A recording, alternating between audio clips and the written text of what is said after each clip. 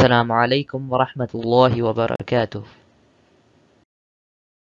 میرا نام سید داؤد ہے، میری عمر 14 سال، اور آج میں سپر کانٹیننٹ اینڈ آدم علیہ السلام کے بارے میں بات کرنے والا ہوں۔ یہ ہے سپر کانٹیننٹ، اس کو پینجیا بھی کہتے ہیں۔ یہ پوری دنیا میں ایک ہی کانٹیننٹ تھا، سارے 7 کانٹیننٹس کو ملا کے بنا ہوا تھا، بہت بڑا تھا، اور اس زمانے میں دنیا میں صرف ایک ہی اوشن تھا، اس کا نام ہے پینتھالیسا۔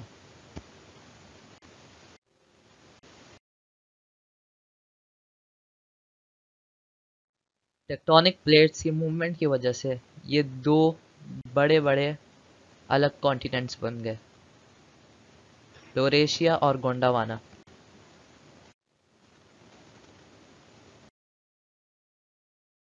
اور انڈیا، جیسا کہ آپ دیکھ سکتے ہیں، جا کے ایشیا سے مل گیا،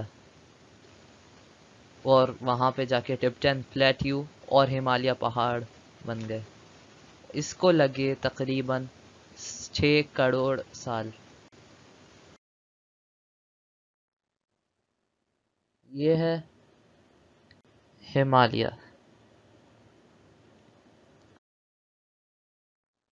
اور یہ ہے آئس لینڈ۔ اس میں خاص بات یہ ہے کہ جہاں پہ یہ موجود ہے ادھر 2 ٹیکٹونک پلیٹس ہیں جو آپ ایک دوسرے سے دور جاتی ہیں، اور اس کی وجہ سے آئس لینڈ ہر سال 2 سینٹی میٹر چوڑا ہوتا ہے، اور آج ہماری دنیا کچھ ایسی دکھتی ہے، 7 الگ کانٹیننٹس کے ساتھ۔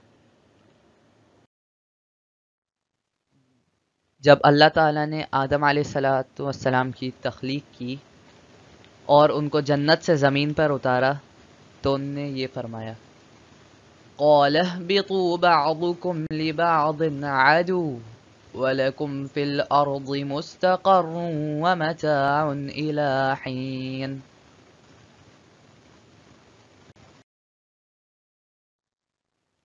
یہ دکن پینلسولا کے نیچے ایک جزیرہ سری لنکا ہے۔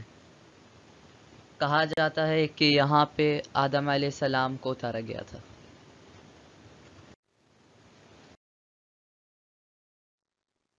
یہ آدم علیہ السلام کے فٹ پرنٹس ہیں، اور یہ جو ماؤنٹین ہے اس کو کہتے ہیں ایڈمز پیک، جہاں پہ ان کے فٹ پرنٹس موجود ہیں۔ شکریہ، السلام علیکم ورحمۃ اللہ وبرکاتہ۔